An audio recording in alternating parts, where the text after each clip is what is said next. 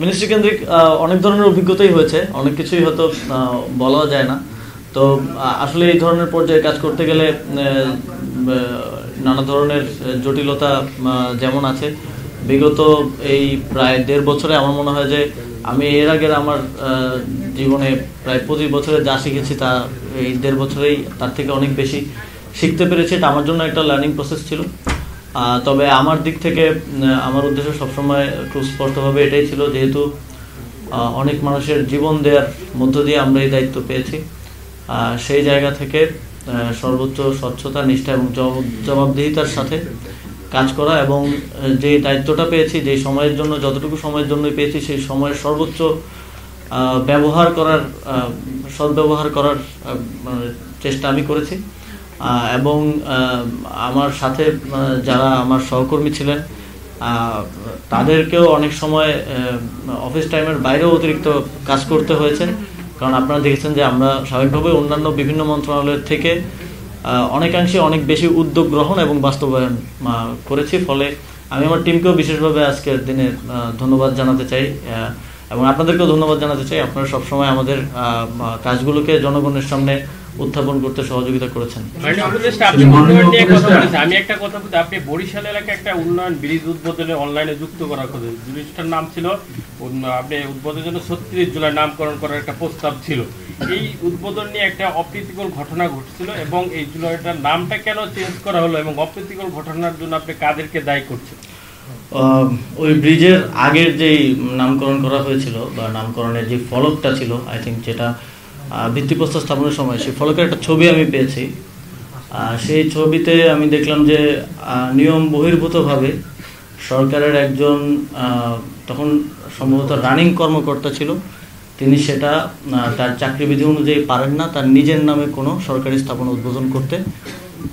তিনি নিজের নামে সেটা উদ্বোধন করেছিলেন এবং তিনি সেই ব্রিজের নামকরণও তিনি নিজে করেছিলেন এবং নাম ফলকে লেখা ছিল যে তার উদ্যোগের ব্রিজটা হয়েছে। এখন সরকারি কর্মকর্তা, এটা খুবই হাস্যকর বিষয়, আপনারা যারা সচিবালয়ের বিট কভার করেন এটা হওয়ার কথা না। তো সেই জায়গা থেকেই নাম পরিবর্তন করার প্রয়োজন বোধ হয়েছে মন্ত্রণালয়ের এবং স্থানীয় সরকার বিভাগ নাম পরিবর্তন করেছে এবং সেখানে এক ধরনের ওই ব্যক্তিরই উদ্যোগে এক ধরনের বিশৃঙ্খলা সৃষ্টি করা হয়েছিল এবং পরবর্তীতে স্থানীয় প্রশাসনের মাধ্যমে ইতিমধ্যেই মামলাও গ্রহণ করা হয়েছে এবং এই বিষয়ে পরবর্তী আইনি প্রসিডিং চলছে। রিয়া গোপ নামে যে মহিলা ক্রীড়া কমপ্লেক্স নাম আপনারা চেঞ্জ করেছেন, ওনার নাম ছিল সুলতানা কামাল ক্রীড়া কমপ্লেক্স। সুলতানা কামাল বাংলাদেশের রোজকার সাধারণ খাবার এখন হবে অসাধারণ। প্রাণ স্বাদের মশলা, স্বাদ বাড়ায়, ঘ্রাণ ছড়ায়।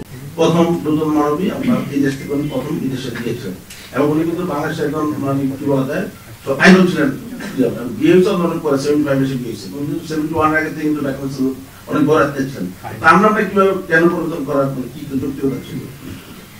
আমরা আমাদের গণঅভ্যুত্থানের শহীদ, আপনারা জানেন যে রিয়া গোপ, তিনি সনাতন ধর্মী এবং একটা ছোট বাচ্চা নারায়ণগঞ্জে শহীদ হয়েছেন।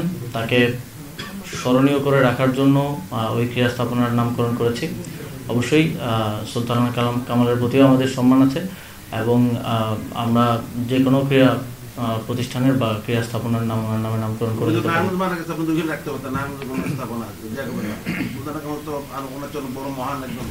এটা নিয়ে ডিবেট হতে পারে।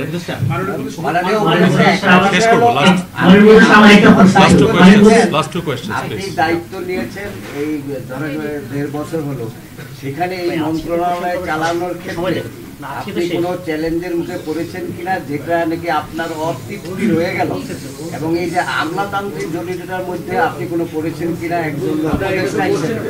আমলাতান্ত্রিক জটিলতা তো সবসময়ই থাকে, আপনারা জানেন।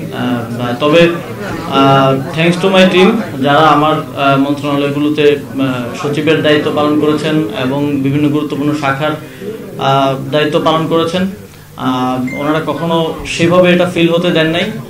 অবশ্য আপনারা জানেন যে অনেক আন্তঃমন্ত্রণালয় প্রক্রিয়ার মধ্য দিয়ে অনেক কাজ বাস্তবায়ন করতে হয়, সেক্ষেত্রে জটিলতা হয়েছে, দীর্ঘসূত্রিতা হয়েছে, অনেক কাজই হয়তো যথাসময়ে বাস্তবায়ন করা যায়নি, অনেক কাজই হয়তো এখনও প্রক্রিয়াধীন আছে এই ইয়ার কারণে। তারপরেও আমি যে টিম পেয়েছি উভয় মন্ত্রণালয়ে যারা দায়িত্বে ছিলেন, তারা খুব দ্রুততার সাথে কাজ বাস্তবায়ন করেছেন। আপনি আপনার উন্নয়নের কথা বলেছেন, আপনি 20 মিনিট ধরে বলেছেন। এর পাশাপাশি আপনার বিরুদ্ধে নিজের বিরুদ্ধেও অনেকগুলো অভিযোগ আছে। আমি স্পেসিফিক আপনার দুটি খুশি বলছি, 25 সেকেন্ডের মধ্যে বলছি। আপনি এখানে দুজন সচিব নিয়ে বসছেন, আপনার মন্ত্রণালয়ের অধীনে আরেকজন সচিব আছেন, 1 মাস আগে থেকে উনি এখানে জয়েন করেছেন, তাকে আপনি জয়েন করতে দিচ্ছেন না।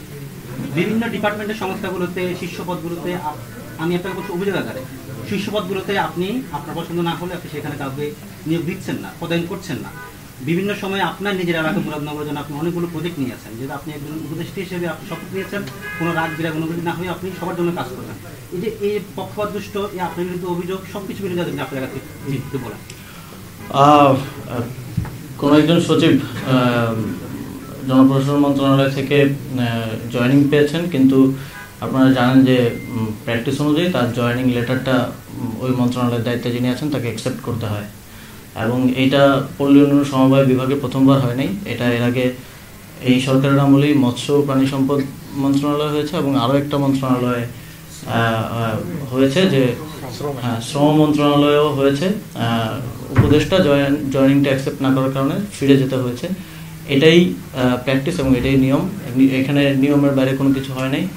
এবং যেটা ওই আঞ্চলিক পক্ষপাতের বিষয়ে যেই অভিযোগটা এসছে, আপনারা হয়তো দেখেছেন যে প্রথম আলোর একদম ফ্রন্ট পেজে খুবই সুন্দর ভাষায় একটা হেডলাইন দেওয়া হয়েছিল যে ওই আমার নিজের এলাকায় কুমিল্লায় আমি একটা প্রজেক্ট নিয়েছি, কিন্তু আমি জানি না ওনারা কিসের ভিত্তিতে নিউজ করেছেন, কারণ সেই একটা প্রজেক্ট পাস হওয়ার আগ পর্যন্ত তো আপনি সেটা নিয়ে কাভার করাটা কতটুকু, আমি নিজে সাংবাদিকতায় পড়াশোনা করে নিয়ে আপনারা হয়তো বেটার জানবেন। এই প্রজেক্টটা এখনও পাস হয়নি এবং এই প্রজেক্টটা আপনারা জানেন যে তফসিল হয়ে গেলে আর কোনো একনেক বৈঠক হবে না, তো এই সরকার আমলে পাস হচ্ছে না। ফলে এই যে অভিযোগ এবং বাস্তবতার মধ্যে একটা ফারাক আছে, কারণ সাধারণ জনগণ হয়তো এত জটিলতা বোঝে না যে প্রজেক্ট পাস হলো কি হলো না সেটা তারা দেখে না, নিউজ দেখেই মনে করতে পারে যে এটা এখানে হয়েছে। আবার নিউজে 2টা জেলার কথাই উল্লেখ করা হয়েছে, অথচ এরকম প্রজেক্ট 20টা 24টা জেলায় আছে। আমাদের সময় নেওয়া হয়েছে 4টা জেলায়, এর আগে নেওয়া হয়েছে 20টা জেলায় এবং আরও এরকম 6-7টা জেলায় প্রকল্প নেওয়ার প্রক্রিয়াধীন আছে।